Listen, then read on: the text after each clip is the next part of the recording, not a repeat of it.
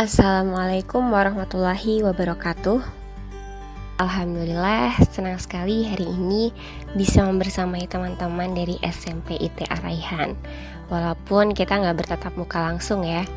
Gimana nih kabarnya teman-teman hari ini? Semoga semuanya dalam keadaan sehat dan tetap semangat ya. Perkenalkan, namaku Fatina Ikhtiati Setiawan dari Pusat Psikologi Terapan Metamorfosa. Hari ini kita akan mengenal lebih jauh tentang salah satu metode belajar yang dinamakan mind mapping.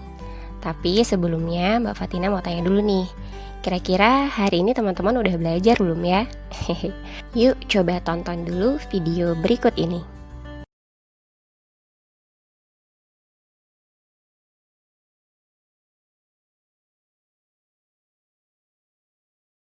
Belajar merupakan suatu hal yang sangat penting bagi kehidupan manusia, sehingganya perlu adanya pendidikan untuk tempat mencari ilmu pengetahuan.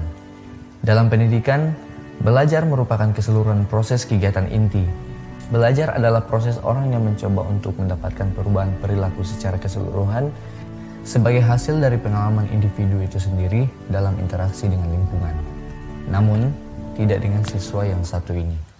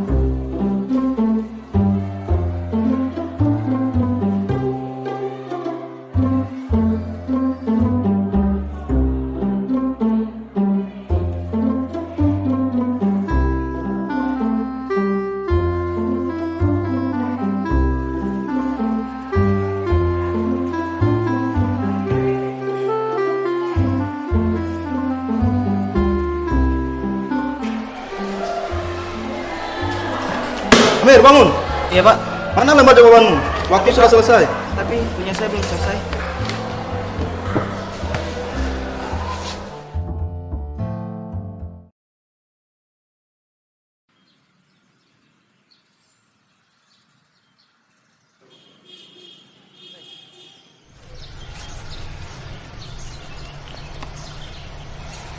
Kamu kenapa? Saat ulangan harian tadi, aku tidak bisa menjawabnya dengan benar.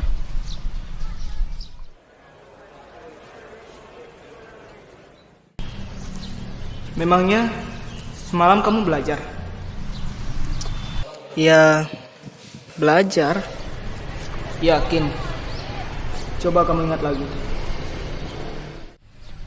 Semalam aku WhatsAppan, terus main game dan nonton.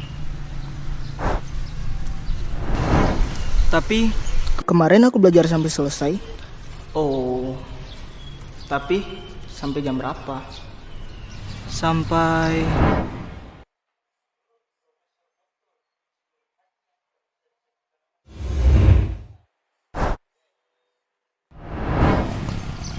Sampai subuh. Iya ya. Harusnya aku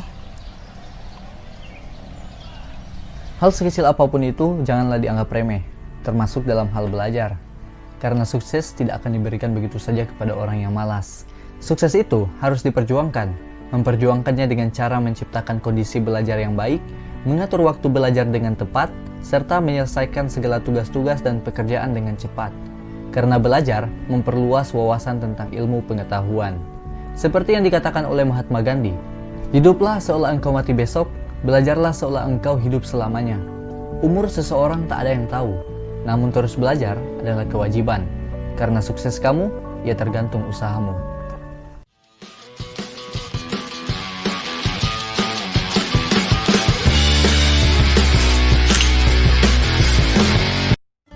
Nah, itu dia videonya.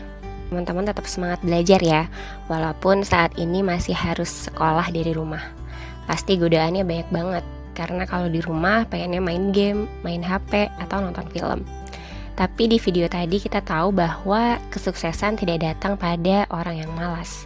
Jadi hari ini kita akan mencoba salah satu cara belajar yang bisa membuat kita lebih semangat dalam belajar. Mungkin teman-teman pernah merasa kesulitan waktu harus mempelajari begitu banyak materi pelajaran. Biasanya kita cenderung untuk menghafal apa yang sedang kita pelajari. Ya, yang berujung pada rasa bosan karena terlalu banyak yang harus dihafalkan. Padahal, cara belajar yang paling efektif sebenarnya bukan hanya dengan menghafal, tapi kita juga perlu memahami apa yang sedang kita pelajari. Pertanyaannya, gimana sih caranya untuk bisa memahami dan mengingat materi pelajaran dengan lebih mudah? Ada seorang psikolog, penulis, dan konsultan pendidikan dari Inggris bernama Tony Buzan yang mengatakan bahwa banyak orang yang istilahnya saat ini itu information overload atau kelebihan informasi. Kita sudah belajar sejak kecil sampai sekarang, pasti ada banyak sekali informasi dan pengetahuan yang kita terima. Tapi ada berapa banyak yang masih kita pahami dan ingat sampai sekarang? Pastinya tidak sebanyak yang kita dapatkan. Maka kita butuh kemampuan untuk bisa mengelolanya. Bukan informasi dan pengetahuan yang dikelola, melainkan bagian dari diri kita yang menampung berbagai informasi dan pengetahuan itu, yaitu otak kita. Kita semua punya kecerdasan yang beragam, atau biasa disebut multiple intelligence. Ada kecerdasan verbal atau bahasa, kecerdasan dalam hitungan, logika, fisik, kreativitas, spiritual, dan masih banyak lagi. Pertanyaannya adalah bagaimana kecerdasan kita itu bekerja. Sekarang Mbak Fatina mau melakukan sebuah eksperimen nih. Aku akan menyebutkan sebuah kata dan aku ingin teman-teman mengamati bagaimana otak kita merespon kata-kata yang aku ucapkan. Oke? Siap ya? Kata-kata yang aku ingin katakan adalah mangga. Oke, sekarang apa yang ada di dalam pikiran kalian? Dari sebagian besar orang yang mencoba eksperimen ini, kebanyakan mereka menyebutkan bahwa yang ada di dalam pikiran mereka adalah sebuah gambaran tentang mangga. Bentuk mangga, warna mangga, aromanya, dan hal-hal lain yang berkaitan dengan mangga. Begitulah cara otak kita bekerja. Gambar, warna, dan hubungannya dengan hal-hal lain yang melibatkan panca indera kita, imajinasi kita. Dan ternyata bahasa manusia itu memang terdiri dari imajinasi dan bagaimana panca indera kita bekerja, multiple sensory association. Kata-kata adalah hal terpenting kedua dari sebuah bahasa. Makanya, walaupun kita tidak bisa bahasa asing, kita akan tetap bisa berkomunikasi dengan orang asing, entah itu dengan menunjukkan gambar atau dengan bahasa isyarat. Nah, imajinasi dan bagaimana panca indera kita bekerja itulah yang menghasilkan kreativitas dan pikiran kita. Dan atas dasar itulah, Tony Buzan menemukan teknik yang dinamakan mind mapping. Ada sebuah penelitian yang melibatkan seorang anak kecil. Dia ditanya, apa saja yang bisa kamu lakukan dengan sebuah paperclip? Ketika diminta untuk menjawab dengan cara yang biasa, yaitu dituliskan di sebuah kertas, anak kecil itu menulis ada 4 hal yang bisa dilakukan dengan paperclip. Tapi ketika diminta menuliskannya dengan mind mapping, dia bisa menulis dan menggambar 22 hal yang bisa dilakukan dengan paperclip. Bahkan dia menggambarkan paperclip memiliki kaki, kepala, dan tangan.